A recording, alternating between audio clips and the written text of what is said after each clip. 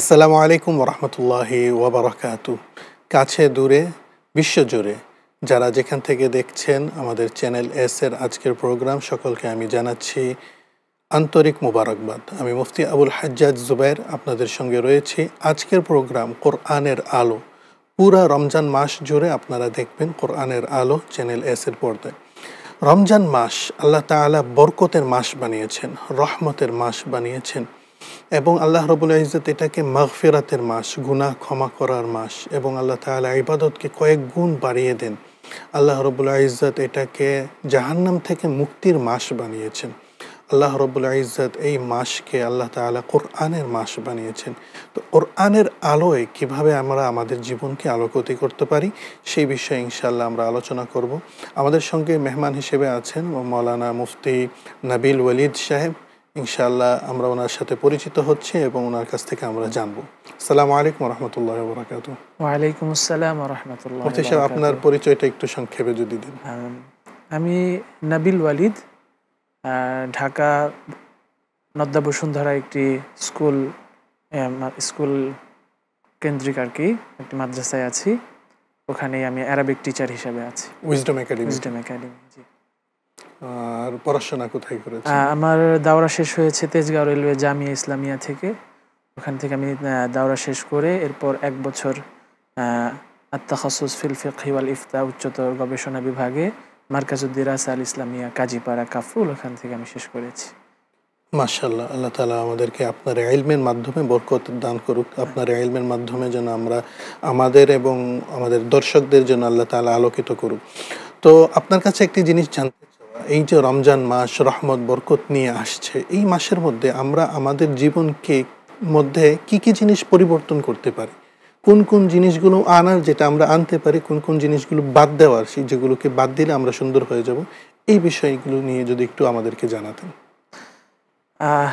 প্রথমে আমি channel SK ধন্যবাদ জানাচ্ছি। তারা রমজান মাস উপলক্ষে এত সুন্দর একটি আয়োজন করেছে এবং আপনাকেও আমি আন্তরিকভাবে শুকরিয়া জানাচ্ছি এরকম একটি জায়গায় কোরআন হাদিসের আলোকে কিছু কথাবার্তা বলার।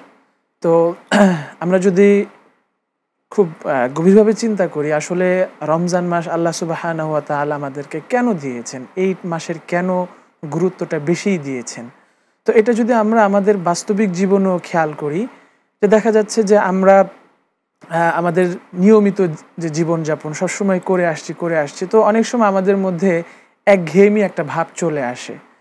তখন আমরা আমাদের নিজেদের মনকে প্রশান্তি করার জন্য অনেক সময় অনেক জায়গায় যাচ্ছি। তো আল্লাহ সুবহানাহু ওয়া তাআলা ঠিক আমাদের উপর তো সবসময় ইবাদত বন্দেগী তো ফরজ করেই রেখেছেন। যেমন আল্লাহ তাআলা বলেছেন, ওয়ামা খালাকতুল জিন্না ওয়াল ইনসা ইল্লা লিয়াবুদুন। আমাদেরকে সৃষ্টি করার একমাত্র লক্ষ্য উদ্দেশ্যই হচ্ছে তার ইবাদত করা। তো এবং এই যে আমরা এই পৃথিবীটাকে দেখছি, আল্লাহ শুধু যে মানুষ সৃষ্টি করেছেন তা কিন্তু নয়, বরং মানুষের জন্যই আল্লাহ সুবহানাহু ওয়া তাআলা এত কোটি কোটি মাখলুকাত সৃষ্টি করেছেন। এতগুলো সৃষ্টি জীব মূলত সৃষ্টি করার পিছনে উদ্দেশ্যই হচ্ছে তারা মানুষের সেবা করবে। কখনো মানুষ তাদেরকে সেবা করতে যাবে না, বরং এদেরকে আল্লাহ তাআলা আমাদের মুওয়াফিক, আমাদের অভ্যস্ত, আমাদের যে উপযোগী করে তাদেরকে সৃষ্টি করে দিয়েছেন। আর আমরা আশরাফুল মাখলুকাত শুধু তারই ইবাদত বন্দেগী করব। তো আমরা তো সবসময় ইবাদত বন্দেগী করি, আমরা তো 5 ওয়াক্ত নামাজ পড়ি, কিন্তু যখন রমজান মাস আসে তখন আল্লাহ তাআলা আমাদের মনের মধ্যে স্বয়ংক্রিয়ভাবে আলাদা একটা অনুভূতি সৃষ্টি করে দেন যে না, আমরা এখন একটু ভিন্নভাবে ইবাদত বন্দেগী করব। আমাদের ওই গতানুগতিক জীবন থেকে বের হয়ে এসে একটু বেশি বেশি নামাজ পড়া যায় কিনা, একটু বেশি বেশি ইবাদত বন্দেগী করা যায় কিনা, সদকার পরিমাণ আরেকটু বাড়িয়ে দেওয়া যায় কিনা, নামাজের পরিমাণ আরেকটু বাড়িয়ে দেওয়া যায় কিনা। এর জন্য এভাবেই মূলত আল্লাহ তাআলা আমাদের জীবনে একটা পরিবর্তন আনেন, আর সেটাই হচ্ছে আমাদের সেই আসন্ন মহাপবিত্র রমজান মাস। তো রমজান মাস আসলে আমাদের মধ্যে কেমন যেন একটা পরিবর্তন আসতে থাকে, যে সামনে একটা কিছু আসছে। তো ওই কিছুটা কি, সেটা হচ্ছে পবিত্র রমজান মাস। যেই জিনিসটা আমি আপনার কথায় বুঝতে পেরেছি, যেরকম আমরা সারা বছর করার পরে ছুটিতে একটু বেড়াইতে যাই নিজেকে রিফ্রেশ করার জন্য, তো ইবাদত করতে করতে যেন আমরা রিফ্রেশ হতে পারি, একটা ভিন্ন আকারের আল্লাহ তাআলা ইবাদত দিচ্ছেন, সেটা হচ্ছে রমজান মাস। এরকমই কিনা বিষয়টা? হ্যাঁ, এরকমই। আপনি যদি একটু চিন্তা করে দেখেন যে ইবাদত বন্দেগীর মধ্যে আমরা রিফ্রেশমেন্টটাকে কিভাবে আনতে পারি, তো এটাকে যদি আমরা একটু ভালোভাবে খেয়াল করি, দেখবেন যে আমরা রমজান মাস ছাড়া এক বেলা থেকে আর এক বেলা না খেয়ে থাকলে আমাদের কেমন যেন অস্থিরতা লাগা শুরু হয়, কিন্তু আমরা রমজান মাসে সারাদিন না খেয়ে থাকি কিন্তু আমাদের মধ্যে কিন্তু ওই কষ্টটা লাগে না, বরঞ্চ আরো ভালো লাগে যে রমজান মাস আসছে, সারাদিন না খেয়ে থাকতে পারছি, এটা কিন্তু কখনোই কোনো কষ্ট লাগে না। আবার একটা জিনিস খেয়াল করবেন, অনেক সময় আমাদের মসজিদে গিয়ে নামাজ পড়তে অনেক ধরনের অলসতা লাগে, যেহেতু মানুষ হিসেবে আমাদের দুর্বলতা আছে, অনেক সময় যেতে মন চায় না। কিন্তু সারাদিন রোজা রাখার পর একটা মানুষ যখন, একটা মুমিন বান্দা যখন 20 রাকাত তারাবি নামাজ পড়ে, এই শক্তিটা সে আসলে কোত্থেকে পায়? এটা তো মূলত আল্লাহ সুবহানাহু ওয়া তাআলা আমাদের ভিতরে একটা রিফ্রেশমেন্ট দিয়ে দিয়েছেন, একটা আত্মিক প্রশান্তি দিয়ে দিয়েছেন, দেখেই আমরা মসজিদে গিয়ে লম্বা সময় ধরে ইবাদত বন্দেগী করার একটা সুযোগ পাই। তো সেই দৃষ্টিকোণ থেকে আমরা চিন্তা করলে যে রমজান মাসটা আমাদের ইবাদত বন্দেগী করার অন্য একটা মাত্রা। তো আমরা সারাদিন যখন রোজা রেখে আবার 20 রাকাত নামাজ তারাবি পড়ি, তো সেখানেও কিন্তু আমরা একটা এনার্জি পাই, একটা আলাদা একটা শক্তি পাই। তো এটা আমাদের ইবাদতের মধ্যে একটা আলাদা আত্মিক প্রশান্তির একটা মাধ্যম। তো রমজান মাস আসলেই মুমিন হিসেবে আমার মধ্যে এবং আমাদের সবার মধ্যে একটা নতুন একটা অনুভূতি কাজ করতে থাকে যে না, একটু ইবাদত বন্দেগী বাড়িয়ে দিতে হবে, নামাজ রোজা সাদাকার ক্ষেত্রে, দান খায়রাতের ক্ষেত্রে আরো যতটা আগ বাড়িয়ে যায়। যেমন আল্লাহ সুবহানাহু ওয়া তাআলা বলেছেন ওয়াসারিউ ইলা মাগফিরাতিন মির রাব্বিকুম ওয়া জান্নাতিন আরদুহা, এবং আল্লাহ তাআলা বলেছেন যে তোমরা ভালো কাজের দিকে প্রতিযোগিতা করো, ফাস্তাবিকুল খায়রাত, জি, তাআওয়ানু আলাল বির, পরস্পর তোমরা একে অপরকে সৎ কাজের দিকে বেশি করে সহযোগিতা করো। তো আমরা রমজান মাসে যখন একটা আমল করি, নরমালি আমাদের একটা আমলের একটা সওয়াব থাকে বা 10টা সওয়াব হয়, কিন্তু আল্লাহ সুবহানাহু ওয়া তাআলা আল্লাহ রাসূলের মাধ্যমে হাদিসে বলিয়েছেন যে প্রত্যেকটা বনি আদমের আমল এটাকে 10 থেকে 70 পর্যন্ত নিয়ে যাওয়া হয়, এটাকে বাড়িয়ে বাড়িয়ে 70 পর্যন্ত নিয়ে যাওয়া হয়। আর রমজান মাসে আল্লাহ সুবহানাহু ওয়া তাআলা এই যে মানুষ যে রোজা রাখছে, রোজাদাররা রোজা রাখছে, আল্লাহ তাআলা বলতেছেন যে সমস্ত আমল তার জন্য হবে, আর রোজাটা একমাত্র আমার জন্যই হবে। আস-সাওমু লি, রোজাটা একমাত্র আমার জন্যই হয়, ওয়া আনা আজজি বিহি, এবং এই রোজার প্রতিদান আমি নিজ হাতে তাদেরকে দিব।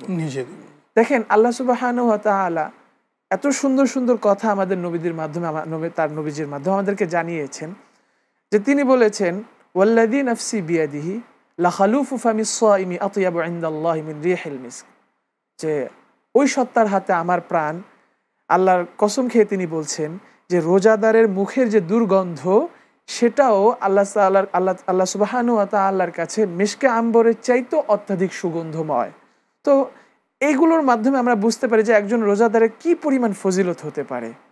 এবং হাদিসের শেষে আরো বলা হচ্ছে যে সে আমার জন্যই সমস্ত কিছুকে ছেড়ে দেয়, খাবার দাবার, পানাহার, তার জৈবিক চাহিদা সবকিছুকে সে ছেড়ে দিয়ে একমাত্র আমার জন্য সে উপোস থাকে। এখানে একটি বিষয় আমি যদি জানতে চাই, যে রোজাদারদের মুখের যে গন্ধটা রয়েছে, এটা কি দাঁত ব্রাশ না করার কারণের গন্ধ, নাকি পেটের না খেয়ে থাকার জন্য যে গন্ধটা? ধন্যবাদ, আপনারা সুন্দর একটি কোশ্চেন করেছেন। এটা আমাদের অনেক সময় একটা ভুল বুঝাবুঝি হয়।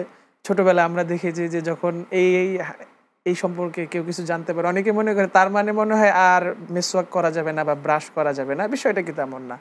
অন্যদিকে যদি আমরা চিন্তা করি যে আমার মুখের দুর্গন্ধের কারণে যদি অন্য মানুষ কষ্ট পায়, এটা কিন্তু ইসলামে নিষেধ।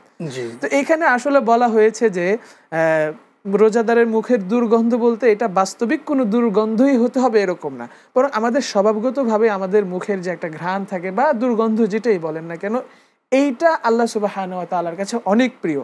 কিন্তু এর মানে এইটা না যে আমি এখন ব্রাশ না করে অথবা মুখ পরিষ্কার না করে মসজিদে যাব বা কথা বলবো, হয়তো আমার দুর্গন্ধের কারণে অন্যজন কষ্ট পাচ্ছে, কিন্তু আমি যদি আবার এটা মাথায় নিয়ে বসে থাকি যে না, আমার মুখের দুর্গন্ধ তো আল্লাহর কাছে প্রিয়, মানুষ কষ্ট পাক অথবা না পাক এটাতে আমার কোনো যায় আসে না, এরকম আবার ভুল বোঝার কোনো, এটা আসলে ভুল বোঝাবুঝি।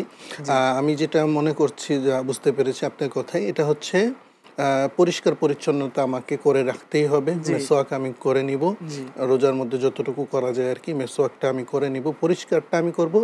বাকি যেটা আমাদের শরীরের যে ভিতরে যে স্বাভাবিকভাবে যে ঘ্রাণটা আসছে, অথবা না খাওয়ার কারণে আল্লাহর জন্য আমি এতক্ষণ স্যাক্রিফাইস করে আছি সকাল থেকে সন্ধ্যা পর্যন্ত, এই কারণে যে ভিতর থেকে যে ঘ্রাণটা আসতেছে স্বাভাবিকভাবে, সেইটাই আর কি আল্লাহর কাছে প্রিয়। এটা অর্থ এটা না যে ভাই আমি দাঁত ব্রাশ করব না, যে বা ইয়া করব না। আরেকটি জিনিস যদি আমি এটার সাথে অ্যাড করি, আল্লাহ রাসূল সাল্লাল্লাহু আলাইহি ওয়াসাল্লাম বলেছেন যে জিহাদের রাস্তায়, আল্লাহর রাস্তায় ধুলাবালি যার শরীরে লাগে সেই জায়গায় ধুলাবালিটা আর কি কিন্তু আল্লাহ তাআলার কাছে এটা খুবই প্রিয়, এবং ওই জায়গাতে মানে জাহান্নামের আগুন লাগবে না। তো আগুন যেহেতু লাগবে না ধুলাবালি, তাহলে কি সে ফিরে এসে আর গোসল করবে না? তো সে কিন্তু তার পরিষ্কার পরিচ্ছন্নতা ঠিকই বজায় রাখবে। ধুলাবালি যেটা গোবার যেটা তার গায়ে লাগছে সেটা কিন্তু ঠিকই মানে সেটা জায়গা থেকে লেগে আছে, এটা রূপক অর্থে আর কি ব্যবহার হয়। তো আল্লাহ তাআলার কাছে এগুলিকে হিসাব করতে হবে না যে ভাই কয়টা কণা ধুলা আছে, আল্লাহ তাআলা এমনিতেই দিচ্ছেন। বা এখানে কতটুকু ঘ্রাণ আসছে সেটাকে হিসাব করার কিছু নেই, এটা আল্লাহ তাআলার কাছে হিসাব করা হচ্ছে। তো আমাদেরকে ব্যক্তিগতভাবে মুখের দুর্গন্ধ দাঁত ব্রাশ করে না করে বা মুখকে পরিষ্কার পরিচ্ছন্নতা না রেখে আমি এক্সট্রা দুর্গন্ধ যেন আমরা না করি, এটা আমরা মোটামুটি আলহামদুলিল্লাহ বুঝতে পেরেছি। তো আলহামদুলিল্লাহ আপনার সাথে কথা বলে অনেক কিছু আমরা জানতে পেরেছি, আরও অনেক কিছু জানবো। তো সময় হয়ে গিয়েছে একটি বিরতিতে যাওয়ার। আলহামদুলিল্লাহ আমরা এখন একটু বিরতিতে যাচ্ছি দর্শক। তো আমাদের সাথে ছিলেন মুফতি মোহাম্মদ নবিল ওয়ালিদ সাহেব। তো ওনার কাছ থেকে আমরা অনেক কিছু জেনেছি। চোখ রাখুন আমাদের চ্যানেল এস এর পর্দায়।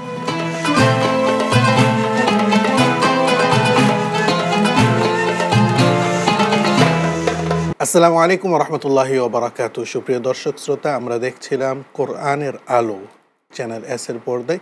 আমরা আলোচনা শুনছিলাম মুফতি নবিল ওয়ালিদ সাহেবের কাছ থেকে। কোরআন এর আলোকে উনি রমজান মাসের ফজিলত এবং গুরুত্বটা উনি বুঝিয়েছেন। তো আপনার কাছে মুফতি সাহেব একটা প্রশ্ন, সেটা হচ্ছে এই রমজান মাসে তো আল্লাহ তাআলা জান্নাতের দরজা খুলে দেন। রমজান মাসে আল্লাহ তাআলা শয়তানদেরকে শিকলে বন্দি করে দেন, হাদিসের মধ্যে আসছে ওয়াসুফিদাতি শায়াতিন, মারাদাতু শায়াতিন, এরকম বিভিন্ন শব্দে আসছে।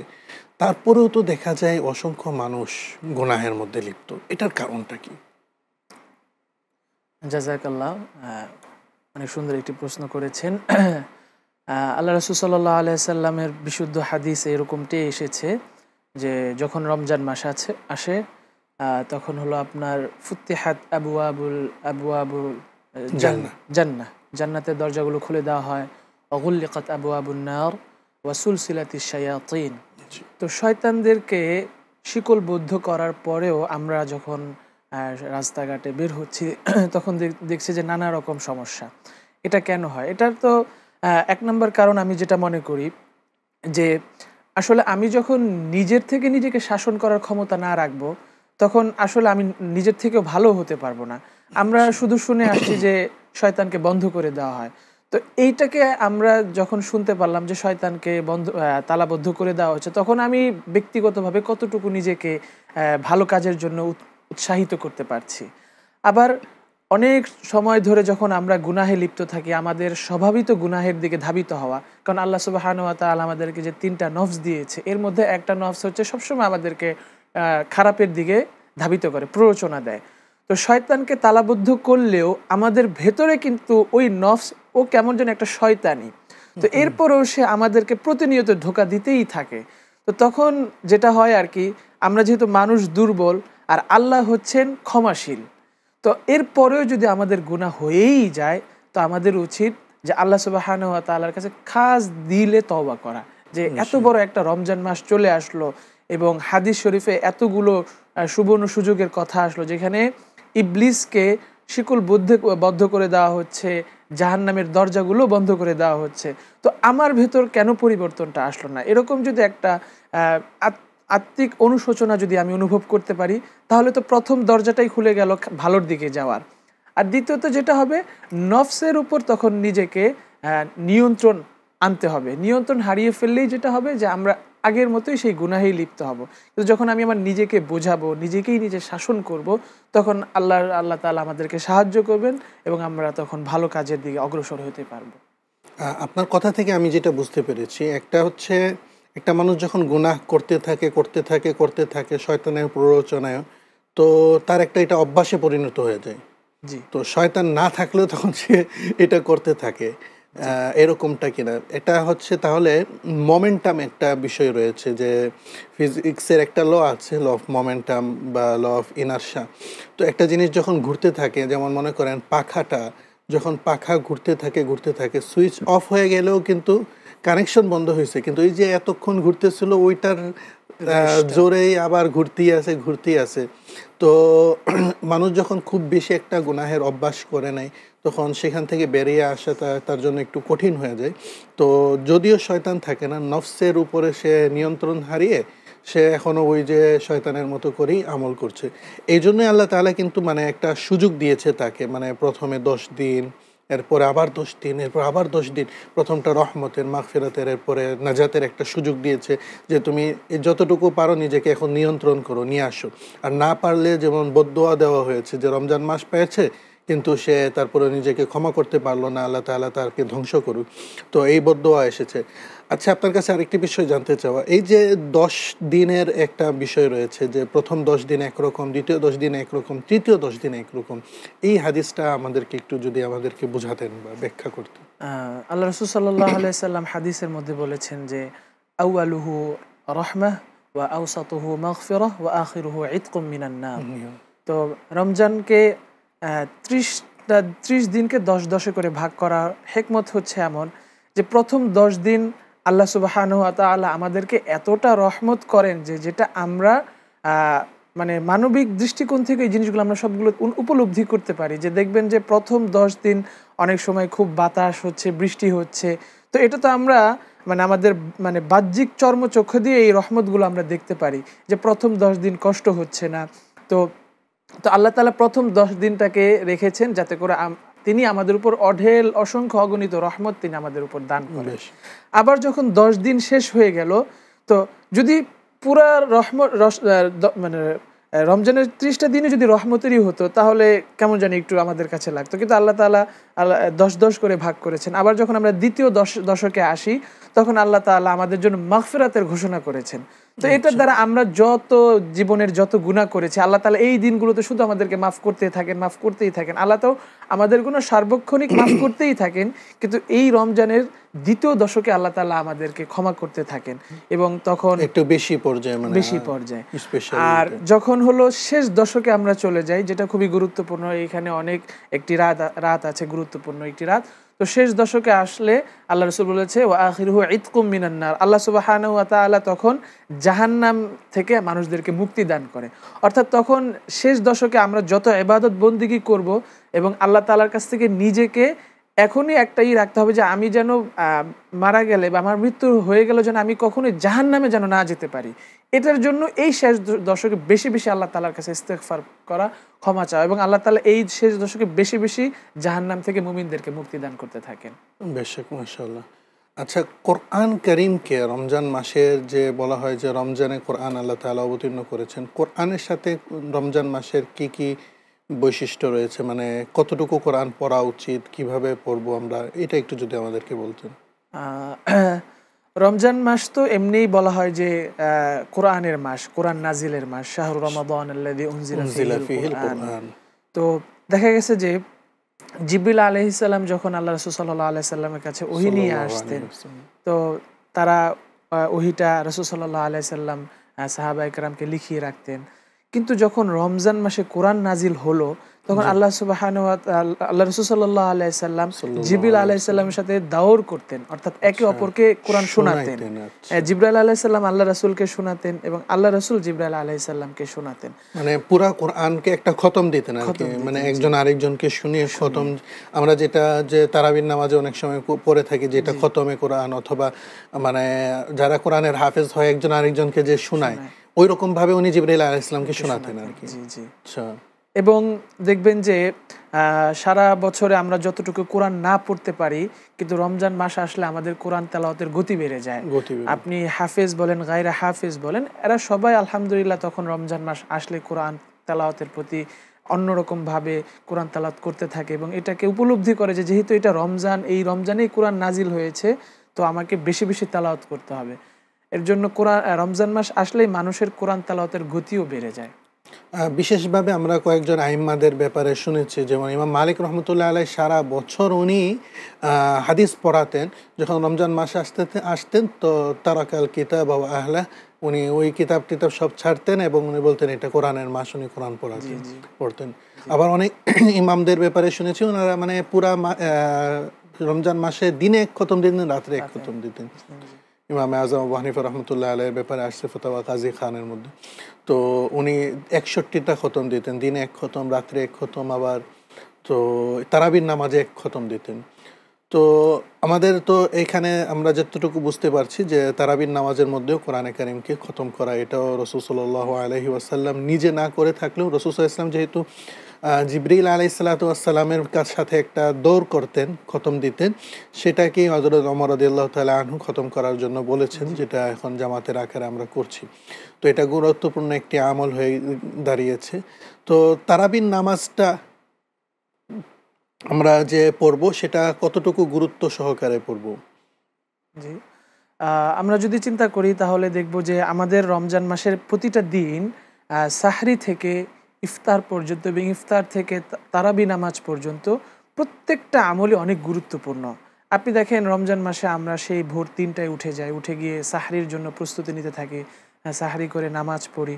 এরপর যখন আবার ইফতার পর্যন্ত আমরা অনাহার থেকে পানাহার থেকে বিরত থেকে এরপর আমরা যখন ইফতার করি, এরপর আমাদের একটা প্রধান একটা আমল তখন হয়ে দাঁড়ায় যে আমাদেরকে তারাবি নামাজ পড়তে হবে। আপনি বলছিলেন যে আমাদের ইমানের যে একটা শক্তি থাকে, সেই শক্তি দিয়ে আমরা মানে খুব ইয়ার সাথে আমরা নামাজটা পড়তে পারি, সারাদিনের কষ্ট ক্লান্তির পরেও ওই ইমানে রমজানের মাসের যে ইমানি শক্তির মাধ্যমে আমরা পড়তে পারি। তো আমি দর্শককে ইনশাআল্লাহ জানাবো যেন আমাদের যে তারাবির নামাজটা যেহেতু অত্যন্ত গুরুত্বপূর্ণ নামাজ, এটা রমজান মাসেরই স্পেশাল একটা ইবাদত, এটার জন্য আমরা এহতেমাম করি। ওই সময়টা অনেক সময় দেখা যায় যে বাজার শপিং করতে গিয়ে আর বাজার সদাই করতে গিয়ে আমরা সময় নষ্ট না করে সেটাকে ইবাদতের মাস, এটা তো সব সময় আসে না, তো এটাকে আমরা যেন এহতেমাম করি। তো অসংখ্য ধন্যবাদ মুফতি সাহেব, আপনার কাছ থেকে আমরা অনেক কিছুই জানতে পেরেছি। তো আলহামদুলিল্লাহ, আজকে চতুর্থ রমজান, এখনও আমাদের সামনে পুরা মাস প্রায় বাকি আছে। তো এটার মধ্যে এখন আমরা নিজেকে নিয়ত করে দিতে পারি, আমরা নিজেকে সংশোধন করব, কোরআনের আলোয় আমার জীবনকে আমি আলোকিত করব। তো আজকের জন্য আমি বিদায় নিচ্ছি। আমি মুফতি আবুল হাজ্জাজ জুবায়ের। চোখ রাখুন চ্যানেল এস এর একটি নান্দনিক আয়োজন কোরআনের আলো, পুরা মাসব্যাপী এটা আমাদের চলবে একই সময়ে। সুতরাং বিদায় নিচ্ছি। জাযাকুমুল্লাহু খায়র ওয়া আহসানুল জাযা। আসসালামু আলাইকুম ওয়া রাহমাতুল্লাহি ওয়া বারাকাতুহু।